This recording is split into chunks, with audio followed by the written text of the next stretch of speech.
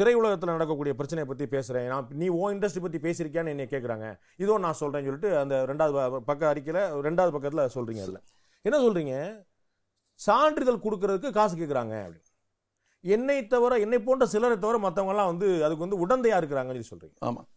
இந்த இடத்துல காசு வாங்குறவங்க தப்பான ஆளா, காசு கொடுக்கறவங்க தப்பான ஆளா? 2 பேரும் தப்பான ஆளு தான். ஆனா என்ன நடக்குது பாருங்க, அப்ப திரையுலகத்தை குத்தம், நம்ம காசு கொடுத்து கரெக்ட் பண்ணக்கூடிய திரையுலகத்தை குத்தம் சொல்லாம காசு வாங்குற அங்கேயும் திருப்பி அரசு மேல தான் பழி போடுறீங்க. ஆனா காசு ஏன் கொடுக்குறங்கறக்கா நீங்க என் திரைத்துறையில ஊழல் நடக்குன்னு சொல்லணும், என் திரைத்துறைய ஊழல் மயமாக்குதுன்னு சொல்லி அங்கேயும் அரசு மேல தான் அவங்க தான் கேட்கறாங்க. அதுக்கு முன்னாடி நடக்கலையா? அது இப்பதான் நடக்க ஆரம்பிச்சிருக்கு, அதுக்கு முன்னாடி நடக்கல. அது உங்களுக்கு புரியுதுங்களா? இதே தவறு முன்னாடி நடந்துருந்தா இதாயா 50 வருஷமா பண்ணிருக்கேன். அதுவும் பேசியிருக்கேன் நான்.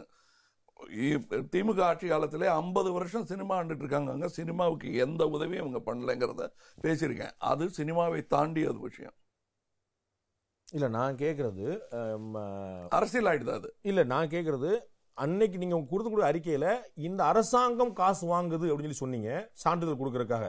ஆனால் என் திரையுலகம் காசு கொடுக்குதுன்னு சொல்லி சொன்னீங்களான்னு கேட்கிறேன். சொல்லிட்டா போச்சு. ஏதோ என் திரையுலகமும் கொடுக்குது. இன்னும் அடுத்த கட்டத்துக்கு வரேன்.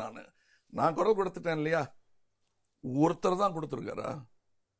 ஆமாம், நடக்குதுன்னு சொன்ன ஒருத்தர் தான் குரல் கொடுத்தாரு. நான் அவரையும் பேரிட விரும்பல. யார் வாங்கினாங்கிறதையும் நான் பேர் சொல்லலை, கொடுத்தவன் பேரையும் சொல்லலை நான். ஆனால் இந்த ஊழல்ங்கிறது எனக்கு புரியுதுங்க. நான் அதை எத்தனையோ படங்கள்ல சொல்லியிருக்கேன்.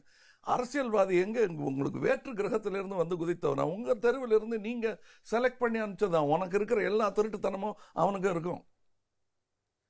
ஸோ இங்க திருத்த முடியுதா பாருங்க அப்படின்னு டயலாக் எழுதுறதுக்கு முன்னாடியே நான் என்ன முடிஞ்சவர்களும் திருத்திக்கிட்டேன்.